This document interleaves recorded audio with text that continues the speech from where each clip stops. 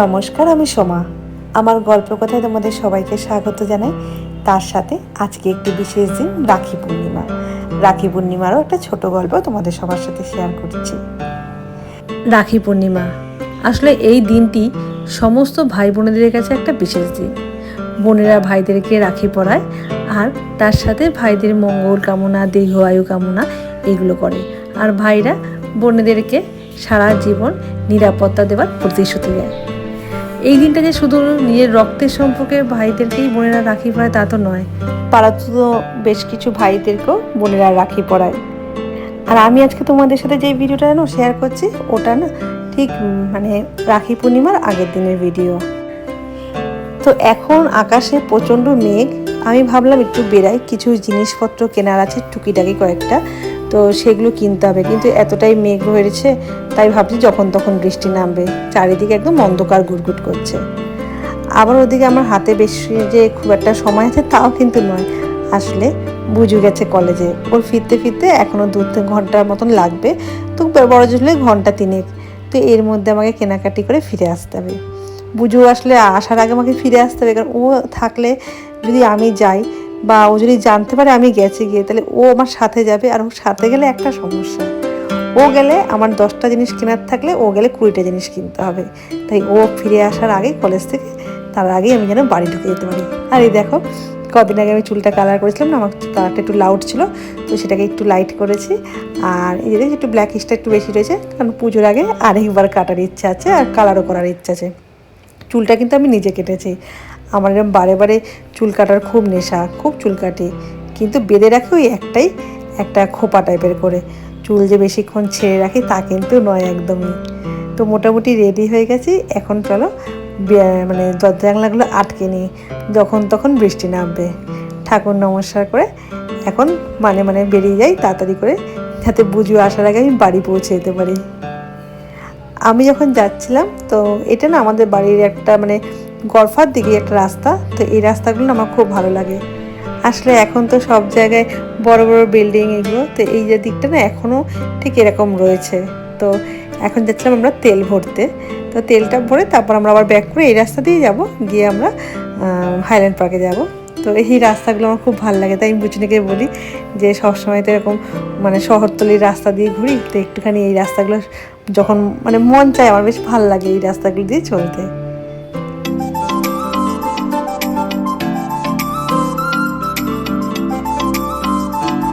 আমার যেসব জিনিসগুলো কেনার ছিল সেইগুলো না কিনে নিয়েছি। তো কেনা নেওয়ার পর আমি কাউন্টারেও এসেছি। আসলে এই সেকশনটাতেও আমার কিছু জিনিস কেনাকাটির ছিল, তো সেগুলো নিয়ে নিলাম। এখানকার প্যাকেজিংগুলো না আমার বেশ পছন্দ হয়, জানো তো। আর তার মধ্যে বিশেষ করে এই ধরনের প্যাকেজগুলো, এই প্যাকেজিংগুলো দেখলে আমার মনে না বেশ পাঁচমিশালি তরকারি যেমন দেখতে হয়, দেখো ওরম টাইপের না। বেগুন, কুমড়ো, মনে হচ্ছে যেন আলু, সব রকম সবজি দিয়ে একটা বেশ তরকারি মতন। তারপর তো ফিরে এসেছিলাম বাড়িতে এসে আমার যথারীতি সেই পছন্দের জায়গা ছাদ। তো ছাদে এসে বেশ কিছুক্ষণ সময় কাটাচ্ছিলাম। কি সুন্দর লাগছিল যেন। তার মধ্যে 2 দিন পরই তো বিশ্বকর্মা পুজো, এখন থেকে আকাশে ঘুড়ি ওড়া শুরু হয়ে গেছে।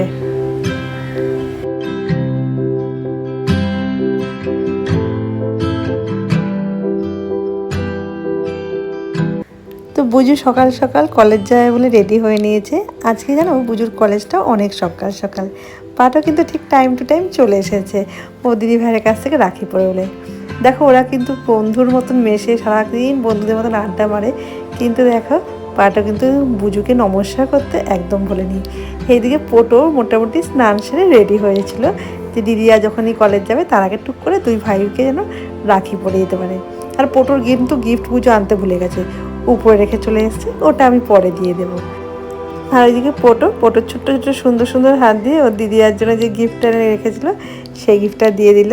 আর ওদিকে ওর আরেক ভাই পাটো, ও দাঁড়িয়ে আছে ওর দিদি ভাইকে নিয়ে, একটু বাস স্ট্যান্ড অবধি পৌঁছে দিয়ে আসবে, নাহলে পুজোর অনেকটা দেরি হয়ে যাবে তার জন্যে। আর তারপর তো আমরা এসেছিলাম দিদির বাড়িতে। ভাই আর বোম্বা ওদেরকে আগে রাখিটা পরিয়ে দিচ্ছি। সৌরভ আর টোবলা এখন অফিস গেছে, ওরা ফিরলে ওদেরকেও পরিয়ে দেবো। ওরা ফিরতে ফিরতে রাত হয়ে যাবে। আমাদের বাড়িতে জানো রাখি পূর্ণিমার যে উৎসবটা, যখন আমরা অনেক ছোট ছিলাম তখনও কিন্তু খুব ভালো লাগতো। তখন তো ভাই একদম ছোট ছিল, তো ভাইকেই তখন শুধু রাখিটা পরাতাম। কিন্তু সাথে আরও ভালো লাগতো আমাদের যে পিসিরা, তো পিসিরা সবাই আসতো বাবাকে রাখি পরাতে। তার মধ্যে আমাদের যে মেজো পিসি, উনি থাকতো বড় বাজারে। আর ওই সব এলাকার রাখি মানে তখন, এখন আমাদের এখানকার আমরা যেমন রাখি কিনেছি স্লিক স্লিক ধরনের, একটু পাথর দেওয়া, নানান রকম ডিজাইন করা ছোটো ছোটো, তো তখন না ওই মেজো পিসি উনি নিয়ে আসতো ওরম ধরনের রাখি, বাকি পিসিদের জন্য নিয়ে আসতো ওই ধরনের রাখি। মানে আমি আমাদের ছোটোবেলার কথা বলছি। আর আমাদের ছোটোবেলা তখন এই দিককার আমাদের রাখিগুলো কেমন ছিল, ওই ধরো হলুদ বা বেগুনি বা রানী এরকম ধরনের চিকচিকে যে কাগজগুলো হয়, সেই চিকচিকে কাগজের মধ্যে ওই সেম কালারেরই স্পঞ্জ দিয়ে একটু ফুল মতন করা, তারপরে আরেকটা একটা স্টিল টাইপের একটু চকচকে ধরনের প্লাস্টিকের একটা কালার করা, উপর দিয়ে একটা সুন্দর ফুলের মতন থাকতো। এই ছিল তখনকার দিনে আমাদের রাখি। আর আমরা বসে থাকতাম অপেক্ষা করে কখন পিসিরা এসে বাবাকে রাখি পরাবে, আর আমরা 3 বোন সেই রাখিগুলো কখন ভাগ করে নেব। ভাই তো একদমই ছোট, ওর তখন ওইসবের চাহিদা ছিল না, আর আমরা শুধু এই অপেক্ষায় বসে থাকতাম। আমার না এখনও মনে আছে সেই সব রাখিগুলোর মধ্যে একটা রাখি ছিল যেটা কিনা একটু ছোট্ট একটা, মানে রাখিটার উপর না ঝুড়ির মতন করা ছিল, সেই ঝুড়িটার উপরে একটু চাল, একটু সিঁদুর এইসব দিয়ে রাখিটা ছিল, খুব সুন্দর ছিল। আর এই দেখো আমাদের সন্টুলো বাবাটা একদম রেডি হয়ে বসে আছে, আসলে অর্পিতা একটু যাবে, অর্পিতার ভাই গেছে, ও ভাইকে একটু রাখি পরাবে। আর এই দেখো ও কিন্তু ঘুরে ঘুরে এখন আমাকেই দেখছে মন দিয়ে। ও অর্পিতা বলে একটু ছবি তুলবে, ও তুলতে দেবে না। কেন বলো তো, আমার যে মোবাইলটা রয়েছে, মোবাইলের মধ্যে একটা স্ট্যান্ড লাগানো রয়েছে, ওই স্ট্যান্ডটা দেখেই ও যাই করছে ঘুরে ঘুরে আমার ওই স্ট্যান্ডের দিকে, দেখো ও দেখো যেদিক দিয়ে পাচ্ছে সেদিক দিয়ে ঘুরে ঘুরে ও মোবাইলটা দেখার চেষ্টা করছে। আর ওর হাতে দেখেছো ঘড়ি, ওটা কিন্তু টাইম দেয় আবার, সত্যি করে ঘড়িটা ওটা ওকে ওর দিদান দিয়েছে, ওই ছোট্ট কুচকুলো ঘড়িটা পড়ে আছে, এটা রাখির গিফট।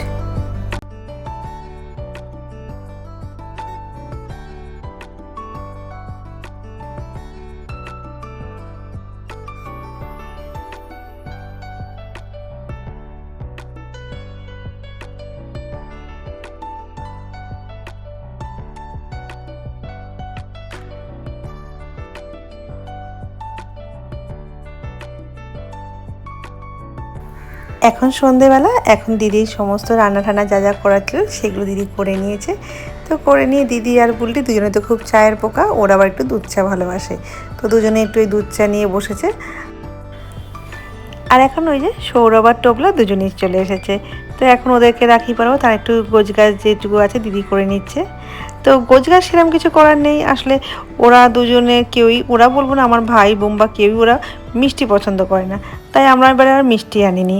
তো একটু চকলেট নিয়ে এসেছি, তো চকলেটটা অনেকেই একটু খায়, রেখে রেখেও খেতে পারে, তো মিষ্টি যে একদমই দেওয়া হবে না তা তো হয় না, তাই ভাই বুম্বাকেও আর সৌরভ টোবলাকেও ওই একটু দিদি লাড্ডু নিয়ে এসলো, যেহেতু লাড্ডুটা মনে করা হয় একটু শুভ, আমাদের বাপের বাড়িতে মানে পিসিরা তাই দিত, তো যাই থাকুক না কেন সাথে লাড্ডুটা থাকতো, তাই জন্য দিদি লাড্ডুটা নিয়ে এসছে, তো ওই জন্য লাড্ডুটা ওদের সবাইকে দেওয়া হয়েছে।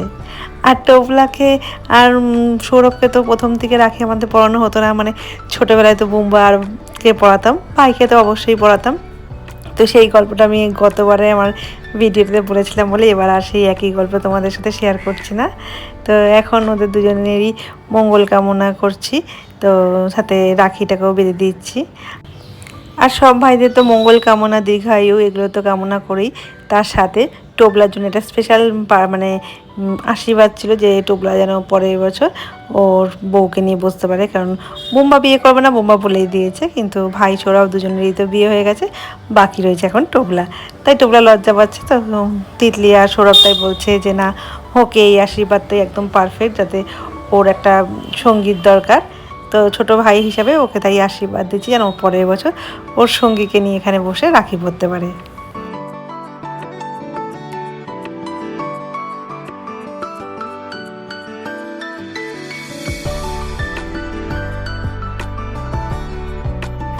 তাড়া থাকার জন্য এবছর আর বুলটি বাড়িতে থাকতে পারেনি, তাই বুলটি না তাড়াতাড়ি খেয়ে নিয়েছে। তো বুলটির সাথে অনুব্রত আর পোটোও খেয়ে নিয়েছে, তো বুলটিকে একটু আমি আর বুচনি এগিয়ে দিয়ে এলাম, আর পোটোকে নিয়ে অনুব্রত এগিয়ে দিয়ে এলাম।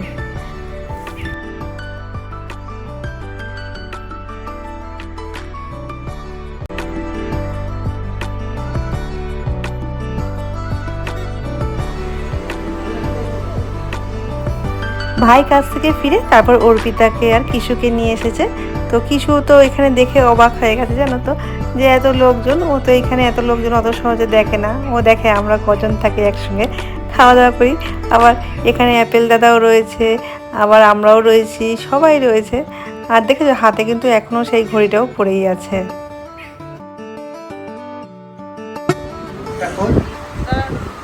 এই মুখ আর কি তুলবে?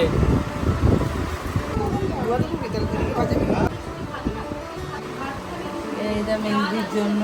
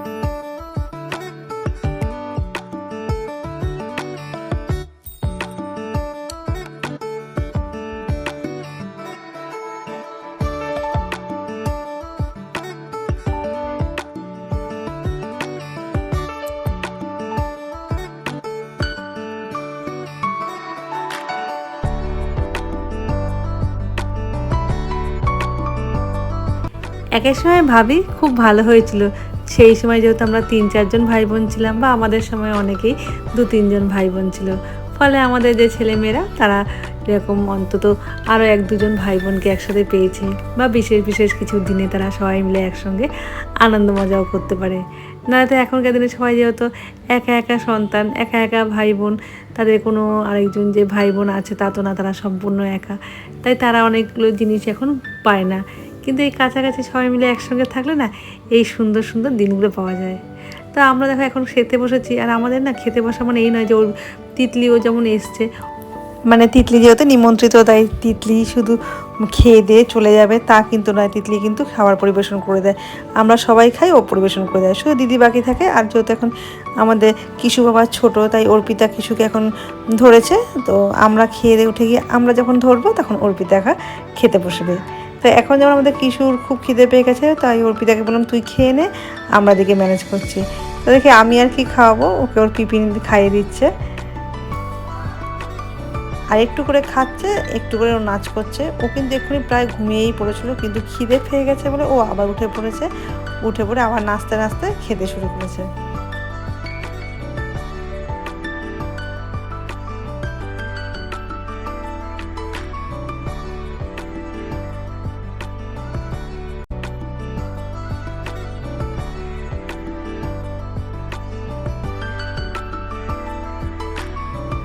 বাড়ি যাবো বলে বাইকের যেহেতু স্টার্ট দিয়েছে বুঝুনি, আর সেই বাইকের স্টার্ট দেখে আর আলো দেখে না ও হাঁ করে বাইকটাকে দেখছে আর আবার বুঝুনিকে দেখছে, মানে বাইকটা তুমি কতক্ষণে চালাবে এটাই হচ্ছে ওর বক্তব্য।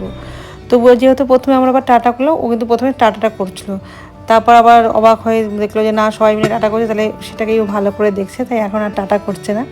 কিন্তু রিসেন্টলি ও খুব সুন্দর টাটা করে, সবাই যে যখনবার টাটা করবে তখন তাকে টাটা করবে, আবার ডাকবে এই যে করে।